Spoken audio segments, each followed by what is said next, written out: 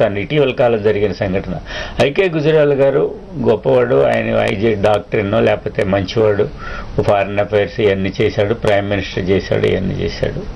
So ఆయన చచ్చిపోయినప్పుడు శాంతి స్థలంలో తీసుకెళ్ళి ఆయనకి ప్లేస్ ఇచ్చి ఖననం చేశారు అండి. నరసింహారావు గారిని లేజావు హైదరాబాద్ దేశ ఆర్థిక వ్యవస్థను పూర్తిగా సమూలంగా మార్చినటువంటి ఆర్థిక స్వాతంత్ర్యం వచ్చిన జీవితం అంతా కొన్ని విలువ కోసం ఎందుకు ఇంత సంకుచిత రాజకీయం కాదంటారా? ఏంటంటారు దీన్ని? ఎట్లా జాతి భరించాలంటారు? ఇలా పద వాడారు కదా సంకుచిత రాజకీయం. గుజరాల్ గారికి చేసినందుకు మనకు సంతోషం. గారికి ఏ రకమైన రాజకీయ ఒక లెగసీ లేదు కాబట్టి ఏం పర్లేదు ప్రమాదకారి కాదు.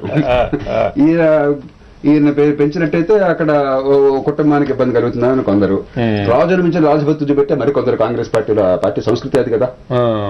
నరసింహారావు గారికి నేను ఎప్పుడు ఆయన సంతాప సభలో కూడా షిండే గారే గవర్నర్ గా ఉండగా నేను దానిలో పాల్గొన్నాం. సంతాప సభలో జూబ్లీ హాల్లో నేను చాలా విస్పష్టంగా చెప్పాను, కాంగ్రెస్ పార్టీ కంటే పార్టీ బయట ఆయనకు గౌరవం ఎక్కువ వచ్చింది.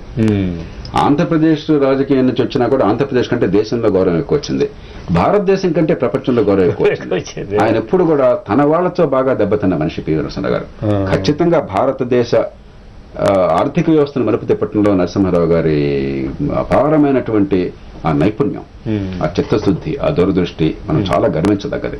అన్యాయంగా ఆయన అభాండాలు పెట్టి మన రాష్ట్రంలోనే అనవసరంగా నంద్యాలలో పోటీ చేయించి ఒక దిక్కుమాలను రిగ్గింగ్ చేసి అక్కర్లా ఆయనకి తెలుగుదేశం పార్టీ కూడా ఆయన గౌరవించేసి మీరే క్యాండిడేట్ అని చెప్పంటే ఏదో బారామతిలో ఆయన కంటే ఎక్కువ ఓట్లు అవ్వలేదు పిచ్చి ఆలోచన పెట్టేసి ఆయన పరువు తీసాం మనం.